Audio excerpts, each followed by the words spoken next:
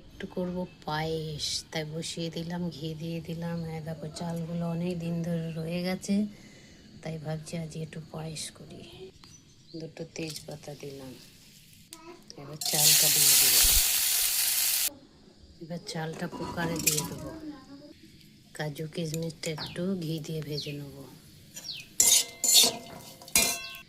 কুকারে চাল দিয়েছি, এবার দুধটা দিয়ে দিলাম, দিয়ে সিটি দেবো।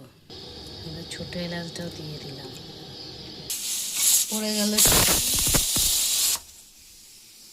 দেখো চাল সিদ্ধ হয়ে গেছে, এবার পায়েসটা ঠিক করে বসাই। এবার দেবো একটু আমুল গোল্ড দুধ। দেখো নকুলদানা, দেখো নকুলদানা দিয়ে করবো। পায়েসে একটু দুধ লাগবে বেশি।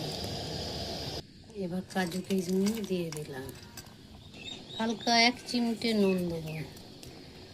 এবার দেবো একটু বাতাসা। দেখো আমার পায়েস কমপ্লিট হয়ে গেল পায়েস। এরপর করবো ফুলকপি আলুর তরকারি। এখনকার ফুলকপি খুব গন্ধ, তাই ফুলকপি আলু একটু ভাপাতে বসিয়ে দিলাম।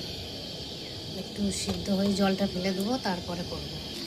এবার মাখবো আটা ঢেলে দিলাম, হয়ে গেল ভাপানো।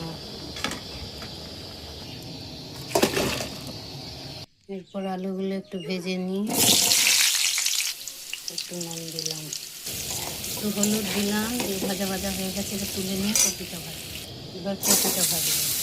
এই আটাটা মাখতে মাখতে দোকানের জন্য 50 বার উঠলাম, 50 বার। সকালের দিকটা খুব চাপে থাকি, খুব চাপে। কি নিবি? এইটা যেটা নিয়ে গেলি, ধরো। হয়ে গেল কপি ভাজা। এবার তরকারিটা বসাই, জিরে শুকনো লঙ্কা ফোড়ন দিলাম, একটু চিনি দিলাম। এবার দিলাম টমেটো। টমেটোটা একটু ভেজে নিয়ে কাঁচা গন্ধটা রয়ে গেল, মশলাটা দিয়ে দিলাম। একটু নুন নিলাম, আমার সব বাটা মশলা। আলুটা দিয়ে দিলাম। আলুটা একটু শক্ত আছে, তাই এর সঙ্গে দিয়ে কষে নিচ্ছি। কপিটা শেষ হয়ে গেল। কালারটা দেখো কেমন, বাটা মশলা।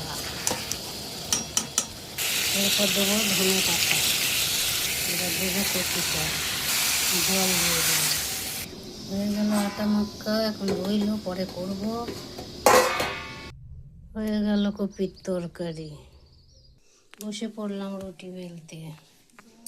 হয়ে গেল রুটি বেলা, বসিয়ে